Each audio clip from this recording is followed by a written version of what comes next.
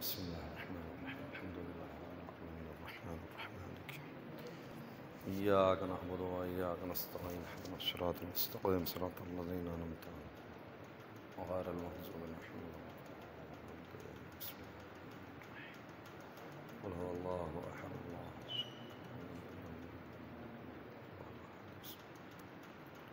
قل هو الله أحد الله الصمد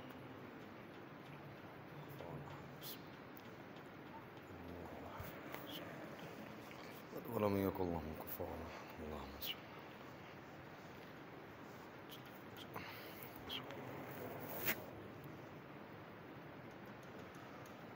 حسبنا الله نعم الوكيل نعم المولى ونعم النصير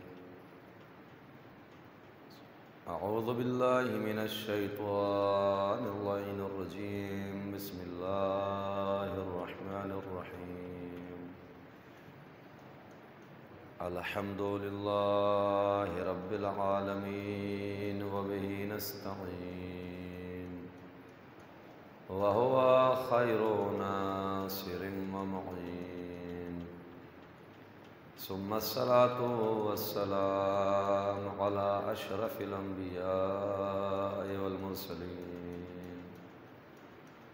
سيدنا ونبينا وشفيع ذنوبنا وشفاء صدورنا مولانا أبي القاسم محمد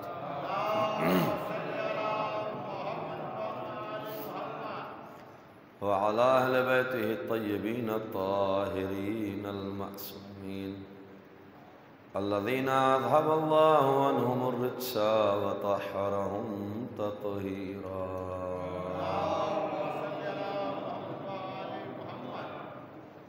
ولعنة الله على أعدائهم أجمعين أما بعد فقد قال الله الحكيم في كتابه الكريم بسم الله الرحمن الرحيم إنما يريد الله ليذهب عنكم الرجس أهل البيت ويطهركم تطهيرا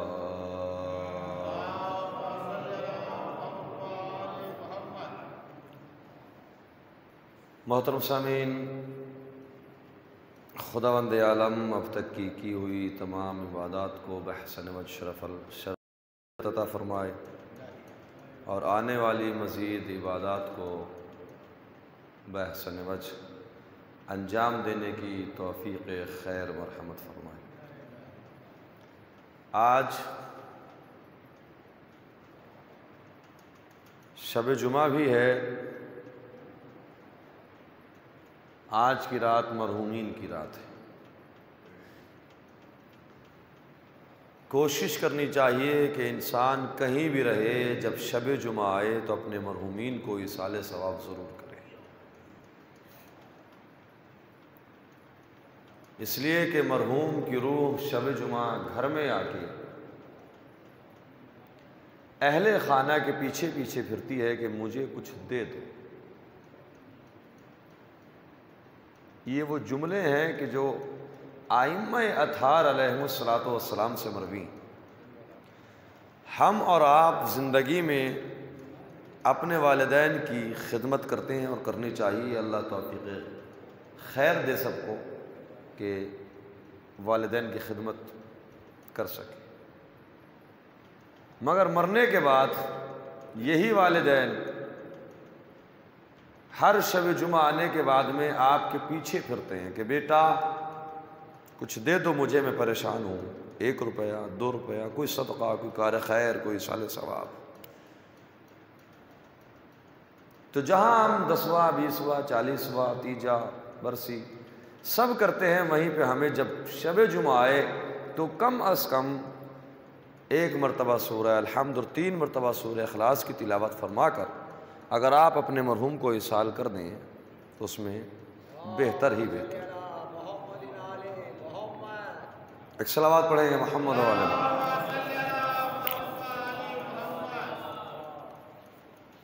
اس لیے کہ یہ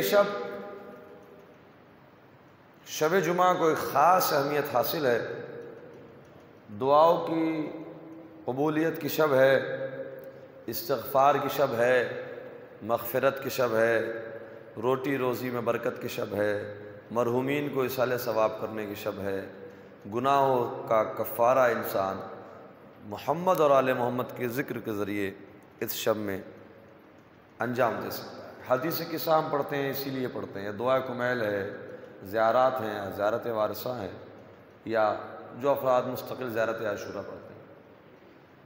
یہ شب بہت خاص اہمیت کی حامل ہے۔ انشاءاللہ باتیں آئیں گی، میں عرض کروں گا۔ یہ موضوع اور یہ عشر مجالس کا جو عنوان چل رہا ہے وہ ہے طہارت اہل بیت علیہم الصلاۃ والسلام۔ اللہ نے یہ اعلان کر دیا کہ اللہ اس بات کا ارادہ کر چکا ہے کہ محمد اور آل محمد کو ہر رجس سے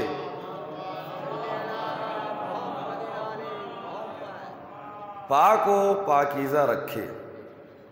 ایک سائل آیا مولا کی بارگاہ میں، اور آنے کے بعد میں کہا کہ مولا یہ آیت جب نازل ہوئی ہے تو کیا اہل بیت اس آیت کے نازل ہونے کے بعد سے پاک ہے یا پہلے سے؟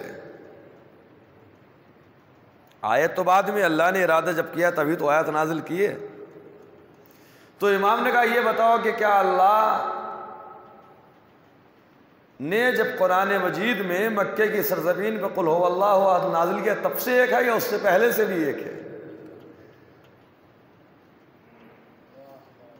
اللہ کا نہ کسی کو آغاز کا معلوم ہے نہ کسی کے انجام کا معلوم ہے کسی کو۔ کب سے تھا،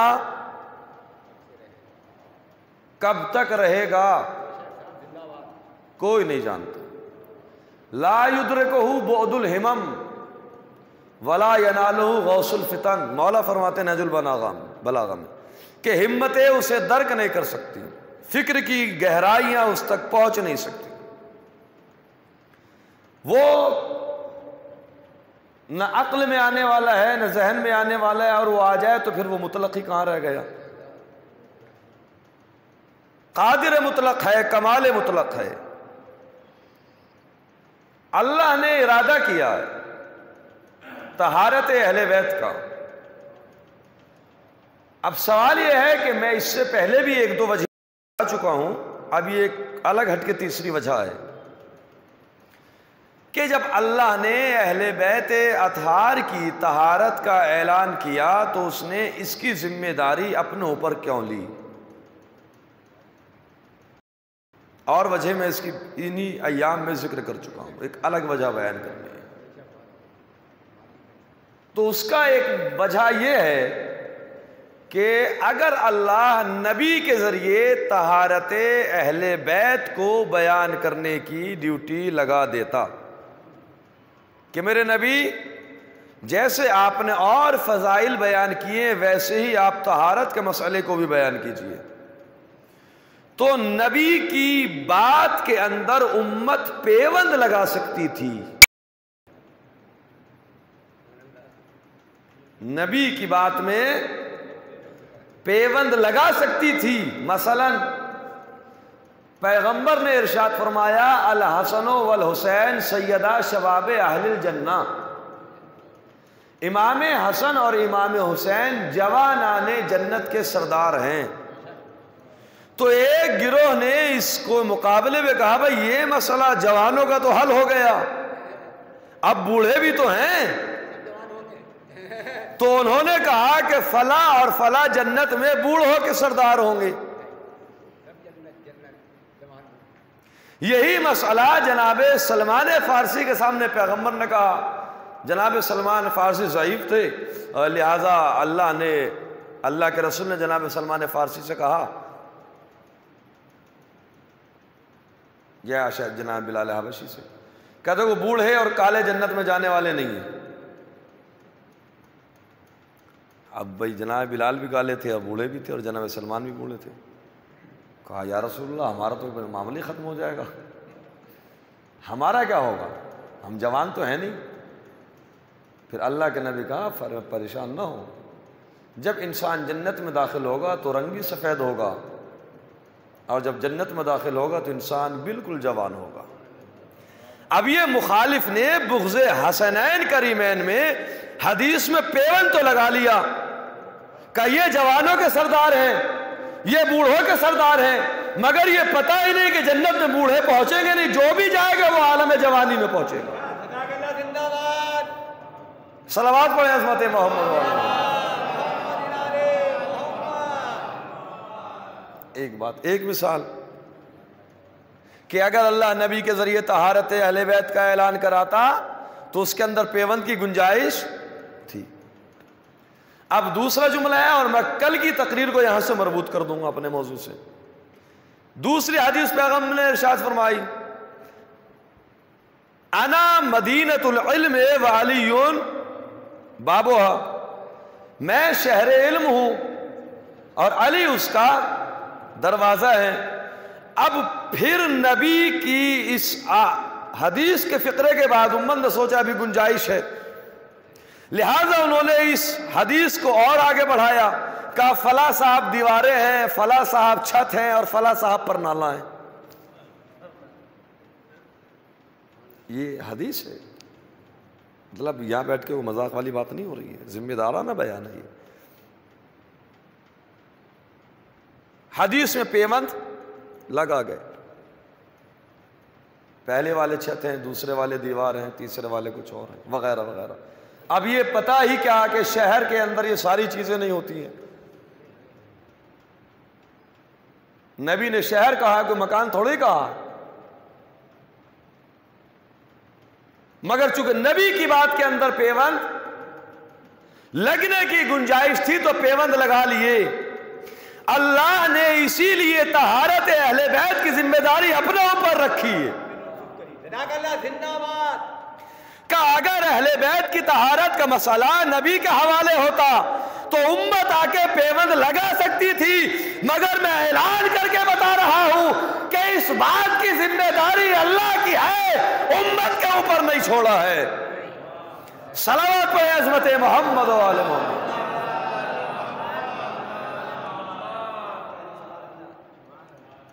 نبی کی بات میں امت نے پیوند لگا لیے، لہذا حدیث کو بڑھا دیا گیا کہ فلاں صاحب چھت ہے اور فلاں صاحب دیوار ہیں۔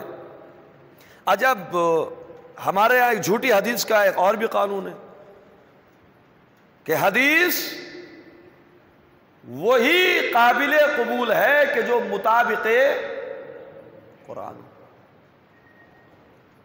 اور اگر حدیث قابل مطابق قرآن نہیں ہے فَضْرِبُوهُ عَلَى الْجِدَارِ، ان وافق القرآن فخذوا وان خالف القرآن فَضْرِبُوهُ عَلَى الْجِدَارِ۔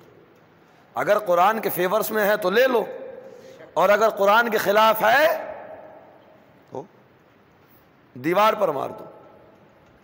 اب میری بات کو ملاحظہ کیجئے گا، جھوٹی حدیث کو دیوار پر مار دو اگر مخالف قرآن ہے،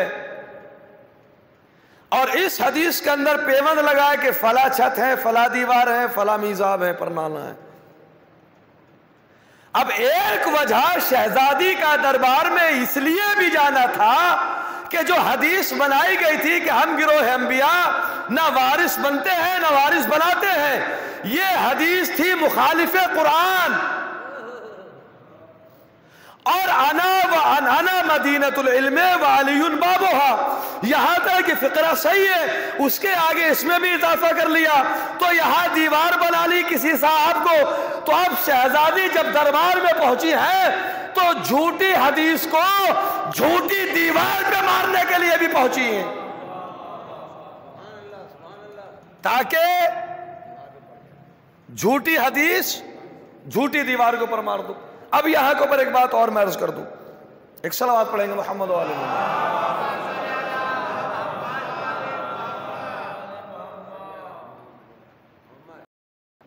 جھوٹی حدیث کو دیوار کے اوپر مار دو، تو وہاں دیوار بھی جھوٹی تھی، بڑھی ہوئی تھی، اور یہ حدیث بھی جھوٹی ہے۔ شہزادی جھوٹ کو جھوٹ پر مارنے کے لیے، تاکہ دنیا سمجھے کہ سچ کیا ہے اور جھوٹ کیا ہے۔ اب یہاں ہے یہ حدیث کا فلسفہ ہے. اگر حدیث موافق قرآن ہے تو لے لو، اور اگر مخالف قرآن ہے تو اسے چھوڑ دو. یہی کے اوپر حدیث بھی ہمیں نبی سے ملی، قرآن بھی ہمیں نبی سے ملا. بالکل ویسے ہی ایک بات اور ہے، اہل بیت بھی ہمیں نبی سے ملے اور صحابہ بھی ہمیں نبی سے ملے. اب معیار کیا ہونا چاہیے ماننے کا؟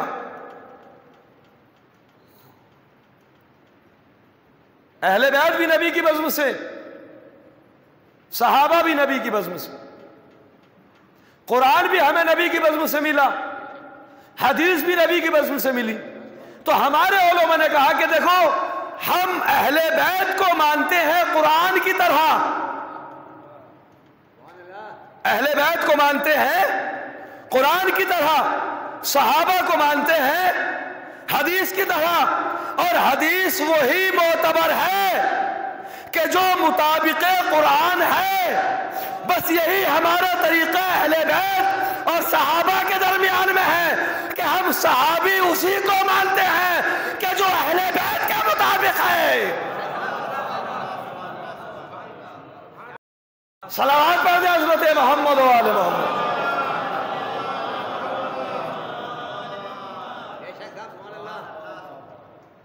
قرآن کو، اہل بیت کو قرآن کی طرح اور صحابہ کو حدیث کی طرح. اور حدیث کا قانون یہی ہے کہ اگر مخالف قرآن ہے تو چھوڑ دو، موافق ہے تو لے لو. اب ہم نے بھی اسی فارمولے کو صحابہ میں پیش کیا کہ جو مطابق اہل بیت ہیں انہیں لے لو، اور جو مخالف اہل بیت ہیں، ہم کسی صحابی کے یا مذہب شیعہ اثنا عشری کسی صحابی کا مخالف نہیں ہے. سب سے پہلے صحابی کا نام ہے حضرت علی.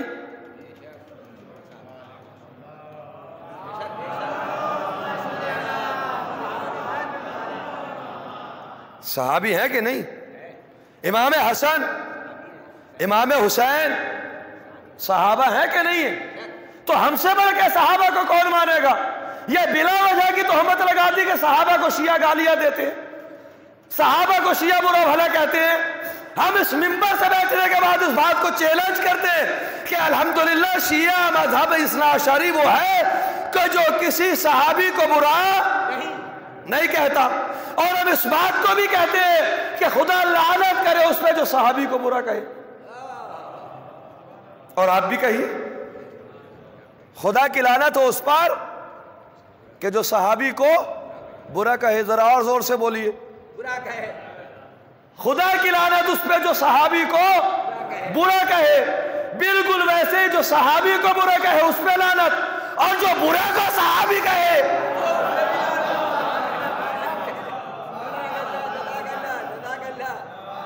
اس پہ بھی لعنت. ایک صلوات پڑھ دیں عظمت محمد و آل محمد.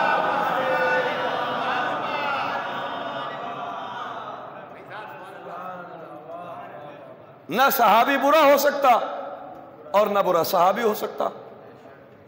اگر صحابہ آسمان پہ ہو تو عرش کے منارے ہیں، قرآن میں ہو تو قرآن کے پارے ہیں، فرش پہ ہو تو مشیت کے منارے ہیں، اور سب اہل بیت کے ساتھ ہو تو ہمارے ہیں. اور بات کو آسان کر دوں، جو نبی کے جنازے میں وہ ہمارے ہیں. اس لیے کہ یہ تہمت بھی غلط ہے کہ جو افراد کہتے ہیں کہ صحابہ نے نبی کے جنازے کو چھوڑا. غلط ہے، کسی صحابی نے نہیں چھوڑا. صحابہ تو موجود تھے، منافقین چھوڑ کر بھاگے.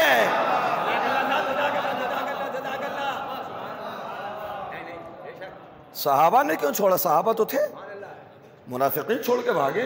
یہی تو وجہ ہوئی کہ جب سلمان فارسی کی مدائن کے اندر رحلت ہوئی، انتقال ہوا، تو ایک جنازہ مدینہ کے اندر اور بھی پڑا تھا 3 دن سے. علی نے نماز جنازہ نہیں پڑھائی اور مدائن پڑھانے کے لیے پہنچ گئے. وجہ کیا ہے؟ کہا جو نبی کے جنازے میں نہیں وہ ہمارا نہیں. متوجہ ہیں؟ لہذا یہ مذہب، ان میں سلمان جیسے صحابی ہیں، عمار جیسے صحابی ہیں، ابو ذر جیسے صحابی ہیں، مقداد جیسے صحابی ہیں، کوئی 9ویں درجے پر ہے، کوئی 7ویں درجے پر ہے، کوئی 8ویں درجے پر ہے، کوئی 10ویں درجے پر ہے. یہ صحابہ نہیں ہے؟ صحابی ہیں کہ نہیں ہے؟ اب آپ اگر سارے صحابہ کو ایک لیول کا مانو تو ہاں ہم اس کے مخالف ہیں. خالد ابن ولید کو بھی آپ صحابی مانیں اور مالک ابن نویرہ کو بھی آپ صحابی مانیں، ایک قاتل ہے ایک مقتول ہے، تو ہم اس کے مخالف ہیں. ابو ذر غفاری کو مدینے سے نکالا گیا، ایک نکلنے والا ایک نکالنے والا، آپ اسے بھی صحابی مانیں اور آپ اسے بھی صحابی مانیں، ہم اس کے مخالف ہیں.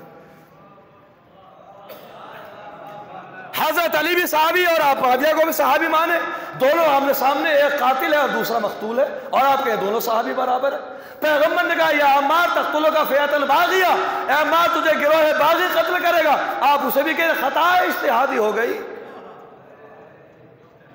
قاتل بھی رضی اللہ، مقتول بھی رضی اللہ.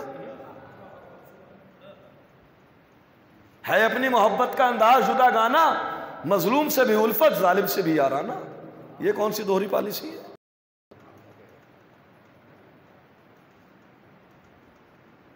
قاتل بھی صحابی، مقتول بھی صحابی، نکلنے والا بھی صحابی، نکالنے والا بھی صحابی، لڑنے والا بھی صحابی، اسے قتل کرنے والا بھی صحابی. آپ کے کلہم عدول، سارے کے سارے عادل ہیں، جس کی بھی پیروی کر لو. تو پھر اللہ نے قرآن مجید کے اندر سورہ منافقون کو نازل کیا.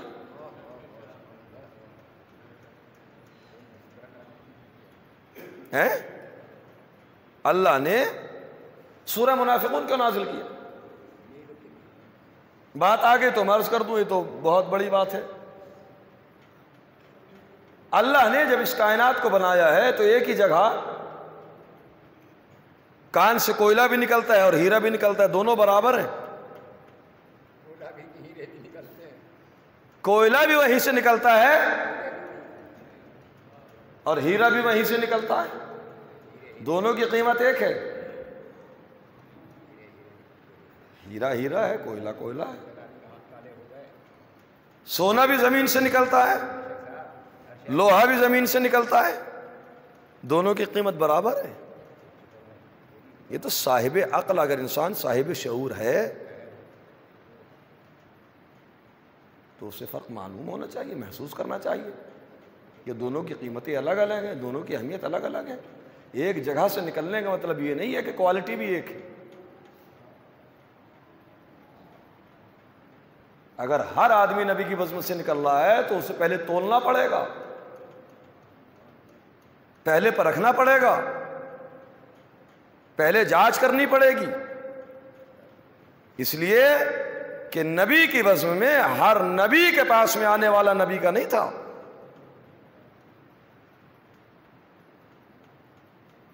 لہذا الحمدللہ نہ مذہب شیعہ اثنا عشری کسی صحابی کا مخالف ہے اور نہ کسی صحابی کو برا کہتا ہے. ہاں ہم اس بات پر ضرور ہے کہ ہم کسی برے کو صحابی نہیں مانتے.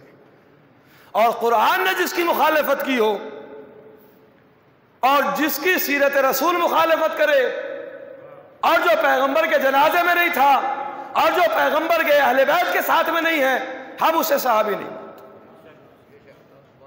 اس لیے کہ صحابی کبھی چھوڑ کے نہیں جاتے، نبی کو چھوڑ کے نہیں جاتے.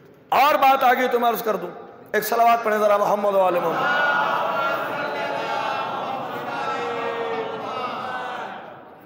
ایک منظر اپنے ذہن میں رکھیے گا، پیغمبر اپنی آخری ایام میں اور پیغمبر جیش اسامہ کو تشکیل دے کر بھیج رہے ہیں، اور پیغمبر نے ارشاد فرمایا جاؤ جیش اسامہ کے ساتھ. اور اس کے بعد اتنی تاکید فرمائی کہ لعن اللہ من تخلف عن جیش اسامہ، کہ پروردگار کی لعنت ہو اس پر جو جیش اسامہ میں نہ جائے. پیغمبر علیل ہے، پیغمبر نے کہا جائیے، کہا یا رسول اللہ آپ کی طبیعت ناساز ہے، خدا نخواستہ پیچھے کچھ ہو گیا، ہم کیا کریں گے؟ اس منظر کو اپنے ذہن میں رکھیے گا. ایک بیٹا ہے رامپور کا رہنے والا، ایک فیملی کا کسی بچہ ہے، کوئی رامپور میں، یہاں فیملی رہتی، دہلی رہتا ہے، لکھنؤ رہتا ہے، کہیں اور کسی جگہ پہ رہتا ہے. مثال ہی مکمل میری بات ہے.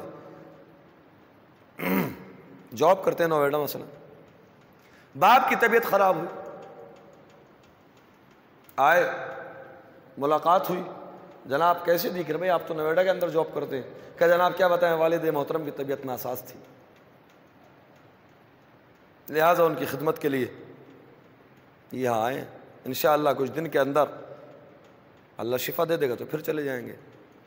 خیر اللہ آپ کے والد محترم کو شفا عطا فرمائے محمد و آل محمد کے صدقے میں، دعا دی، چلے گئے۔ کچھ دن بعد میں دیکھا کہ وہ صاحب پھر یہیں ہیں۔ مثال کو میری ذہن میں رکھیے گا، پھر یہیں ہیں۔ اب ملاقات ہوئی کہ جناب کیا کریں، ڈاکٹر نے لا علاج کر دیا، کہا بس جو بھی کر سکتے ہو خدمت کر لو۔ باپ کی خدمت کے اندر لگے ہوئے ہیں۔ ابھی 1-2 دن ان صاحب سے بات کیے ہوئے تھے کہ مسجد کے اندر ایک اعلان ہوا کہ فلاں صاحب کا انتقال ہو گیا ہے، انا للہ و انا الیہ راجعون۔ اب بھائی بیٹا 1 مہینے سے باپ کی خدمت کر رہا ہے، باپ کی علاج کے لیے آیا ہوا ہے، عیادت کے لیے باپ کے پاس میں رکا ہوا ہے، تیمارداری کر رہا ہے۔ اب ہم نے جب اعلان سنا تو 2-3 مرتبہ بیٹے سے ملاقات ہو گئی تو تھوڑی سی محبت پیدا ہو گئی، اور پھر غم کا ماحول جو ہوتا ہے وہ ہر دل کے لیے دروازہ غمی کا کھلا ہوتا ہے۔ ہم نے کہا چلیں پرسے کے لیے۔ اب جب پرسے کے لیے آئے تو پورا گھر چھان مارا، صاحبزادے نہیں دکھائی دیے۔ ہم نے پوچھا کہاں ہیں؟ کہا ابھی تو یہی تھے۔ چلیے کسی کام سے گئے ہوں گے، کفن لانا ہوتا ہے، لکڑیاں لانی ہوتی ہیں، برگے وغیرہ آتی ہیں اور دوسری چیز آتی ہیں۔ انتقال ہو گیا، بیٹا نہیں ہے، نہلانے کے لیے لے کر جایا جانے لگا، بیٹا نظر نہیں آ رہا، کفن پہنایا جانے لگا، بیٹا نظر نہیں آ رہا، قبرستان کے اندر لے جایا جانے لگا، بیٹا نظر نہیں آ رہا، قبرستان میں اتار کے دفن کر دیا، بیٹا نظر نہیں آیا۔ جب تھوڑی دیر ہو گئی تو بیٹے صاحب آتے ہوئے دکھائی دیے قبرستان میں فاتحہ کے لیے، بغل میں سائڈ سے ایک فائل تھی۔ ہم نے کہا جناب کہاں گئے ہوئے تھے؟ کہا یہ کاغذات زمین کے تھے، یہ جائیداد کے تھے۔ اس کا مطلب یہ ہے کہ باپ کی عیادت کے لیے کم رکے ہوئے تھے، کاغذات کے لیے زیادہ رکے ہوئے تھے۔ پیغمبر کا جب پیغمبر نے کہا جاؤ جیش اسامہ کے لیے، کہا یا رسول اللہ کیسے چھوڑ کر جائے؟ پیغمبر کی وفات ہو گئی، ہم نے مرنے پہ دیکھا نہیں نظر آئے، ہم نے جنازے پہ دیکھا نہیں نظر آئے، جنازہ دفنانے کے لیے لے کر جانے لگے نہیں نظر آئے۔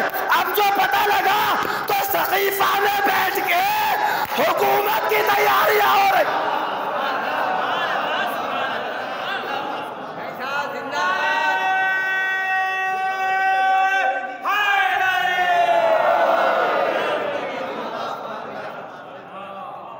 سقیفہ میں بیٹھ کے حکومت رچانے کی تیاری ہو رہی، تو کیسے سمجھا جائے کہ بیٹا عیادت کے لیے رکا ہوا تھا؟ یہ کاغذات تھے جائیداد کے کہ جو بیٹے کو خدمت کرنے پر مجبور کر رہے تھے، کہیں آنکھ ہمارے پیچھے بند ہو گئی تو کہیں اور نہ لے جائے۔ عزیزان محترم پلاننگ پہلے سے تھی۔ ہم اسی بات کو تو کہتے ہیں کہ جو نبی کے جنازے میں تھے، ورنہ جو آدمی ایک مدت سے نبی کے ساتھ میں ہے اور نبی کا وہ اخلاق اور وہ کردار، آپ رحمت للعالمین، آپ نے کسی کے لیے اپنی زبان سے چوں نہیں کہا۔ مجسمہ اخلاق، خلق عظیم کو اوپر فائز نبی۔ چلو ایک انسان زبان کا تیز ہے، کڑوی بات کہتا ہے، ہو سکتا ہے انسان کے اس کے دل میں محبت نہ ہو، بھائی زبان کا بہت کڑوا ہے، مگر نبی کی شان کے لیے تو یہ بھی نہیں ہے۔ نبی نے کبھی اپنے دشمن کو بد دعا نہیں دی۔ مدینے کے اندر کوڑا ڈالنے والی جب نبی جاتے تھے تو وہ کوڑا ڈال دیا کرتی تھی، نبی نے کبھی اسے بھی کچھ نہیں کہا۔ جب وہ بیمار ہو گئے اور نبی پہنچے تو اس کے ذہن میں تو یہ تھا کہ میں نبی کو ستاتی ہوں، وصیت کے لیے تھا، پہنچی تو اس کے ذہن میں وہی تھا کہ اچھا اب بدلہ لینے کے لیے آئے ہو جب میں بیمار ہو گئی. نبی کہے نہیں، میں تیرے بدلہ لینے کے لیے نا، تیری عیادت کے لیے آیا ہوں. تو نبی نے تو اپنے دشمن سے بھی کبھی کچھ نہیں کہا. تو جو اتنا پیارا نبی ہو، اتنا سچا نبی ہو، اتنی محبت کا نبی ہو، تو اس کے ساتھ میں تو رہنا چاہیے تھا، اسے تو چھوڑ کر نہیں جانا چاہیے تھا. اس بات کے اوپر ہمارا اختلاف ہے کہ ہم سب کو ایک جیسا نہیں مانتے. ہم کسی کے عظمت کے مخالف نہیں ہیں، مگر وہ عظمت آپ ثابت کرو. معیار بعد از خدا یا تو قرآن ہے یا اہل بیت ہیں. آپ ہمیں یہ نہ بتائیں کہ فلاں صاحب نے ان کے بارے میں کیا کہا، فلاں صاحب نے ان کے بارے میں کیا کہا، جب یہ راستے سے نکلتے تو خوشبو کتنے دن آتی. ہمیں یہ بتائیے اللہ نے کیا کہا، اللہ کے رسول نے کیا کہا. دوسرا کوئی کچھ کہتا رہے، ہم اس سے بحث نہیں ہے. ہمیں یہ بتائیے کہ اللہ نے کیا کہا ہے، اللہ کے رسول نے کیا کہا. جناب کی بات ہے جناب صحابہ میں کون کون افضل ہے، کہ پہلے نمبر پہ یہ ہے اور دوسرے پہ یہ ہے اور تیسرے پہ یہ ہے اور چوتھے پہ علی ہے. عزیزان محترم، خندق کی ایک ضربت علی یوم الخندق افضل من عبادت الثقلین، جس کی کائنات مل کے، ثقلین مل کے ایک ضربت کا مقابلہ نہ کر سکے تو اس کا مقابلہ ہی لوگوں سے بیکار ہے. آپ گنے گے یہ کون سے نمبر پہ کہا، چوتھے پہ کہا. ایک ضربت کا تو حساب کائنات نہ دے پا رہی.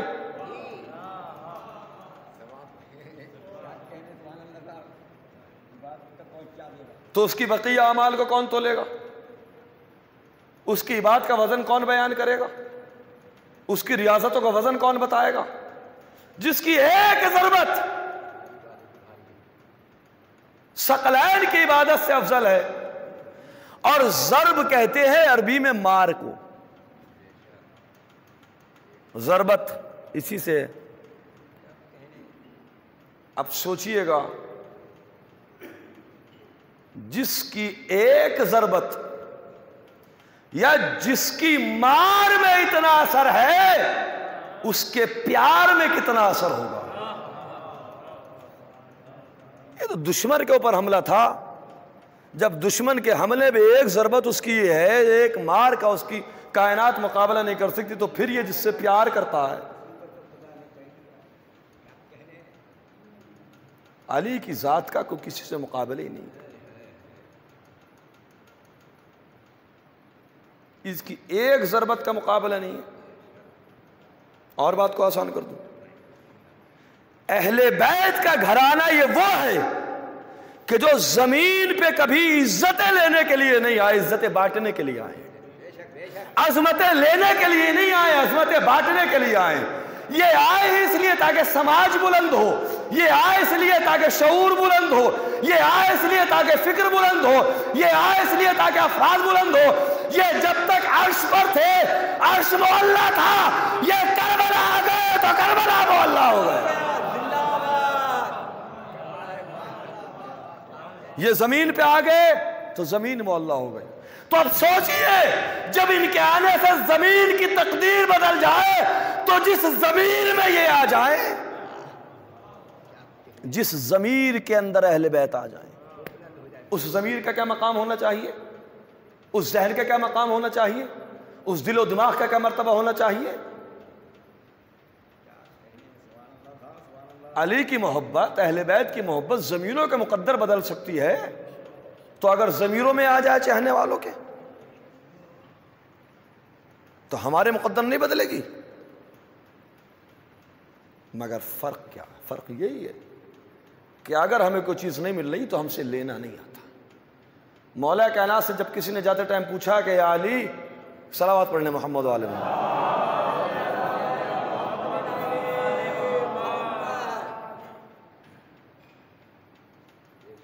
آپ کتنے بڑے سخی تھے، کتنے بڑے عالم تھے، کہ بس یوں سمجھ لو جتنا بڑا عالم تھا کسی نے پوچھا نہیں. اور جتنا بڑا سخی تھا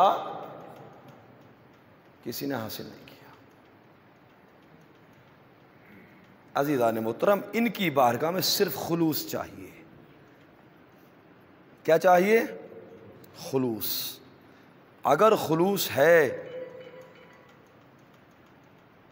تو پھر اہل بیت اسے وہ مرتبہ عطا کریں گے کہ دنیا چاہتے ہوئے بھی اس مقام کو چھین نہیں سکتی۔ اور اگر اہل بیت کے ساتھ میں انسان مخلص نہیں ہے تو پھر کائنات بھی لٹا دیں تو اہل بیت اسے قبول نہیں کرتے۔ 2 منٹ کی زحمت ہے اور یہیں سے پھر میں ربط مصائب دیتا ہوں۔ آپ نے بالکل ہر بچے کو معلوم ہے کہ جناب میثم تمار کی کوفے میں کھجور کی دکان تھی، مولا علی بھی جا کے بیٹھ گئے۔ ایک روز ایک آدمی کھوٹا سکہ تھا، اس نے سوچا آج میثم نہیں ہے، اس سکے کو لاؤ علی کو چلا دو۔ دے گیا، علی نے بھی لے لیا، رکھ لیا، کھجور دے دی۔ اب جب جلدی جلدی لے کے پہنچا تو جہاں اسے ہوا کہ ہاں اب یہاں اطمینان ہے، کوئی دیکھنے والا نہیں ہے، کھائی جائے۔ اب جو کھایا اور جیسے منہ میں ڈالی تو پتھر کی بن گئی۔ واپس آیا، آنے کے بعد میں کہا علی یہ مرتضیٰ آپ نے کیسی کھجور دی ہے، یہ بہت پوری مجلس کا لب لباب میں آپ کو دے رہا ہوں، اس سے بڑھ کے تبلیغ کا میرے پاس میں کوئی نکتہ نہیں ہے آج کی مجلس کے لیے۔ آپ نے کیسی کھجور دی ہے؟ کہ آپ نے سکہ کیسا دیا تھا؟ علی کو بیوقوف سمجھے ہو؟ جیسا سکہ تھا ویسی مال تھا، جیسا سکہ ویسی مال تھا، ویسا مال۔ کیا کہنے۔ علی کی بارگاہ میں توجہ دیجیے گا، بس قاعدے سے سن لیجیے گا، سکون سے سن لیجیے گا، علی کی بارگاہ میں کھوٹا نہیں چلتا۔ اہل بیت کی بارگاہ میں چلانے کے لیے کھرا چاہیے۔ عزیزان محترم، بری لگے تو لگے، مجھے آپ سے کوئی انعام نہیں چاہیے، انعام چاہیے علی بن ابی طالب سے۔ علی کی بارگاہ میں کھوٹا نہیں چلتا، کھرا چلتا ہے۔ اب پکانے سے پہلے، بانٹنے سے پہلے، کھلانے سے پہلے یہ دیکھ لو جو استعمال ہو رہا ہے۔ زندہ باد صاحب، زندہ باد، زندہ باد، زندہ باد۔ جو استعمال ہو رہا ہے اگر کھرا ہے تو قبول ہے، اور اگر کھوٹا ہے تو پھر ایک جگہ نہ کھلائیے، پوری کائنات کو کھلائیے۔ ان کے یہاں کھرا چلتا ہے، کھوٹا نہیں چلتا۔ کردار بھی چاہیے، اخلاق بھی کھرا ہونا چاہیے، قیمت بھی کھری ہونی چاہیے۔ گھوٹالے والا معاملہ اہل بیت کے ساتھ میں نہیں ہے۔ عزیزان محترم، سیرت اہل بیت یہی ہے،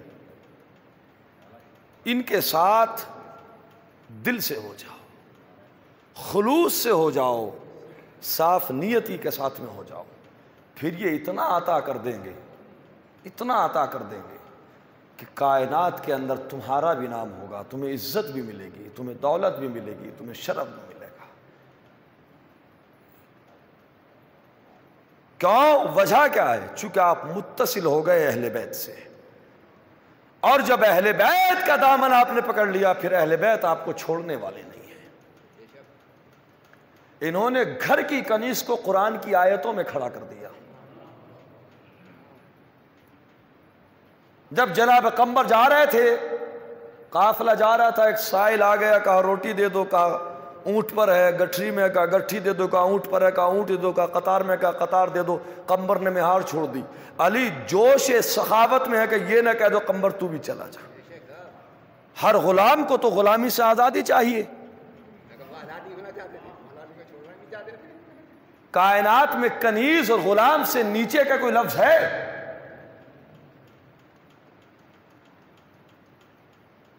انسان کی پوزیشن بہت اچھی ہو، حالات بہت اچھے ہو، اور تعارف کرانے والا چار میں یہ کہتے ہیں ارے جناب ہمارا غلام ہے، گھر کی کنیز ہے، عزت ساری ختم ہو جاتی ہے، وقار سارا گر جاتا ہے۔ مگر میں تو کہوں گا جناب قمر اگر آج مولا علی جوش سخاوت میں کہہ دیتے جاؤ قمر تم بھی چلے جاؤ، تو غلامی سے آزادی نہ مل جاتی؟ آزاد ہو جاتے، جہاں مرضی رہتی وہاں رہتے۔ کہ نادان تجھے کیا معلوم، دنیا کی آزادی اور ہے، اہل بیت کی غلامی اور ہے۔ ان کے در پہ آپ غلام بن جائیے، ان کے در پہ خلوص کے ساتھ آ جائیے۔ بس عزیزان محترم، میں نے آپ کو بہت ٹائم لے لیا۔ جب یہاں آپ آ جائیں گے تو پھر ذرہ برابر ظلم کا تصور بھی نہیں رہتا۔ یہاں ہر چیز کا خیال ہے۔ دو تین مثالیں دے کے میں مجلس کو تمام کر دوں گا۔ ان کے در پہ اور گھر پہ اگر جانور بھی ہے تو اس کا بھی یہ بہت احترام کرتے ہیں۔ انسان تو بہت بڑا ہے، اشرف مخلوقات ہے۔ 21 کا وقت ہے، شب 19 گزر رہی ہے۔ 19 کی جب صبح آئی اور مولا علی چلے مسجد میں نماز پڑھانے کے لیے تو مرغاویوں نے علی کے دامن کو تھام لیا۔ مولا نے امام حسن سے کہا حسن ان کے دانے اور پانی کا انتظام کر سکو تو رکھنا، ورنہ انہیں آزاد کر دینا۔ ٹھیک؟ جانوروں کا اتنا خیال۔ آئیے اس کے بعد اور منزل کو آسان کرو۔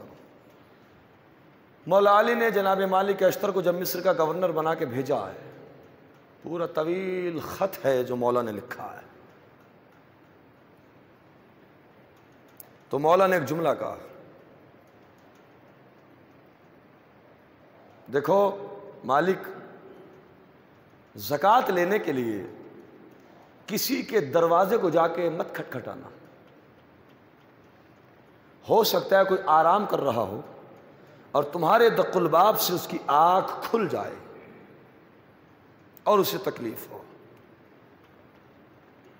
جو علی غیروں کی نیند کا اتنا خیال کرنے والا ہے، بلکہ علی جب جاؤ تو کنویں پر بیٹھ جانا۔ کنویں پہ ہر بستی کا، ہر گھر کا آدمی آتا ہے اپنی حاجت کو لے کر، پانی لیتا ہے چلا جاتا ہے، وہاں بیٹھ کے اعلان کرنا میں علی کا نمائندہ ہوں، جسے زکوٰۃ دینا ہے وہ دے دے، کسی کے در پہ مت جانا۔ اور مالک جب وہاں سے تمہیں اونٹ اور ناقے اور جانور ملے تو خیال کرنا کہ کسی کمزور جانور پہ زیادہ مال مت لا دینا، اور پھر انہیں ایسے راستوں سے نہیں لانا کہ جس میں پانی کا انتظام نہ ہو، جس میں چارے کا انتظام نہ ہو۔ پہاڑی کے راستے سے نہ لانا، ہریالی کے راستے سے اور نہروں کے راستے سے لے کر آنا۔ کیوں؟ تاکہ جب یہ راستے میں آئیں گے تو انہیں پیاس بھی لگے گی، انہیں بھوک بھی لگے گی، انہیں چلنے میں تکلیف نہ ہو۔ بس عزیزو یہی تو مسائل ہے۔ جس علی کو جانوروں کا اتنا خیال تھا کہ انہیں پانی ملے، انہیں دانہ ملے، وہ بھوکے نہ رہیں، وہ پیاسے نہ رہیں، اسی علی کی اولاد کو 3 دن کا بھوکا پیاسا رکھا، 3 دن کا بھوکا پیاسا، نہ پانی ہے نہ دانہ ہے، سب کچھ ختم ہو چکا ہے۔ اب آپ کو میں یہاں پہ ایک روایت سناتا ہوں، چند منٹ کے اندر مجلس تمام ہو جائے گی۔ خالی بچے ہیں، ہاتھوں میں کوزے ہیں، شب عاشور آئی، جناب حر ابھی ادھر ہے، حر جس لشکر کے سپہ سالار تھے، اس قافلے کی عورتیں جناب حر کی بیوی اور جناب حر کی ایک بیٹی تھی، یہ سب شب کے سناٹے میں نہر فرات پہ پانی کے لیے آئی۔ راستے میں جناب حر کی بیٹی جب گزری ماں کے ساتھ تو اس نے کچھ بچوں کے رونے کی آواز سنی۔ آواز جب اس بچی نے سنی تو بچی تھی، وہ آئی اور آنے کے بعد دیکھا کہ کیا بات ہے، چھوٹے چھوٹے بچے ہیں، ہاتھوں میں خالی کوزے لیے ہوئے، آلتش کی صدائیں بلند کر رہے ہیں۔ ایک مرتبہ یہ بچی آئی جناب سکینہ کے پاس، آئی، آنے کے بعد جناب سکینہ نے کہا اے چچا حر کی بیٹی، تجھ پہ ہمارا سلام، تو ایسے عالم میں ہماری مہمان ہوئی ہے کہ ہمارے پاس تیری مہمان نوازی کے لیے پانی بھی نہیں ہے۔ حر کی بیٹی نے یہ جملے سنے بے قرار ہو گئی، اور بے قرار ہونے کے بعد نے کہا کہ میں تجھے، ہم تو کچھ بڑے ہیں، اپنے 6 مہینے بھیا جو 6 مہینے کا میرا بھائی ہے، میں تجھے اس کی حالت دکھاتی ہوں۔ حر کی بیٹی کو لے کر آئی، لانے کے بعد جھولے علی اصغر کے پاس میں لے کر آئی اور علی اصغر کے چہرے سے پردہ ہٹایا۔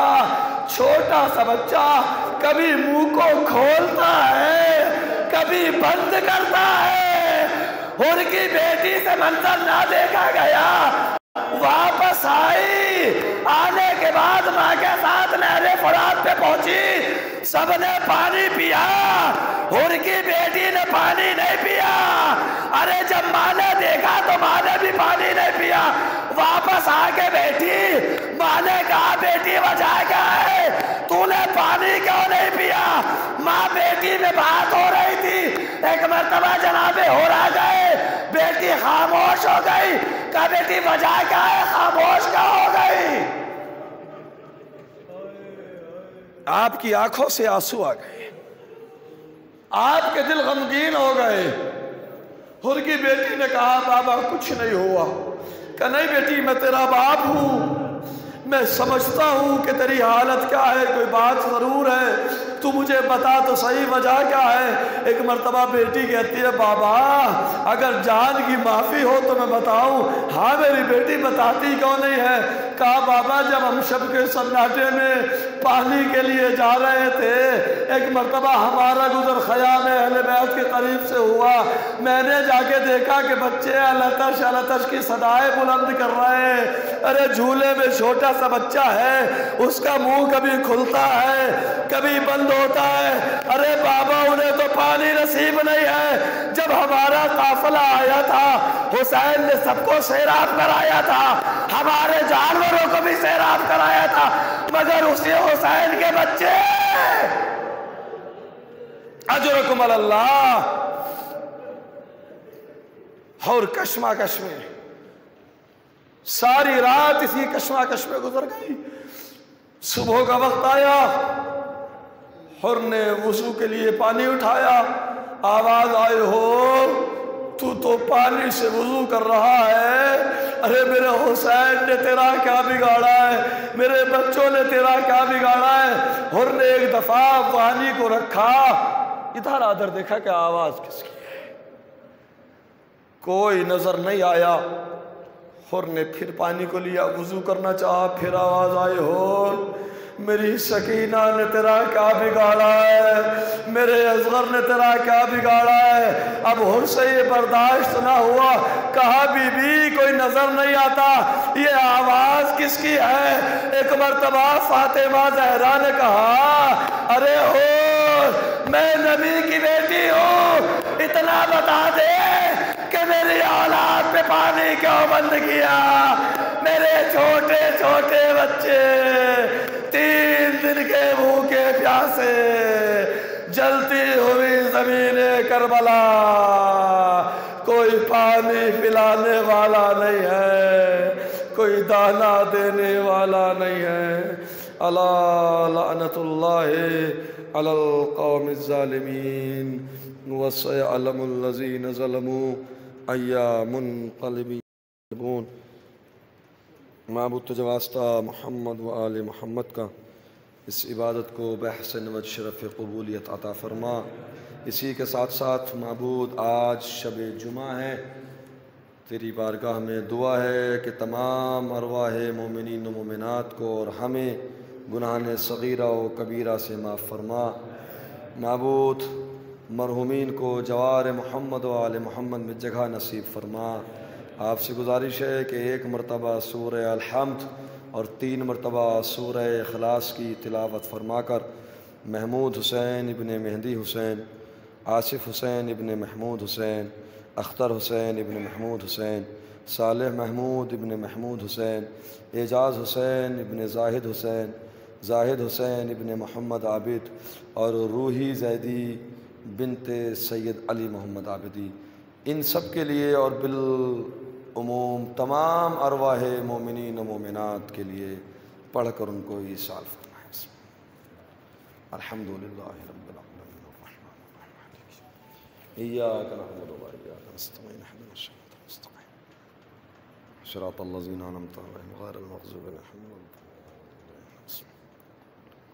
قل هو اللہ احد ولم يكن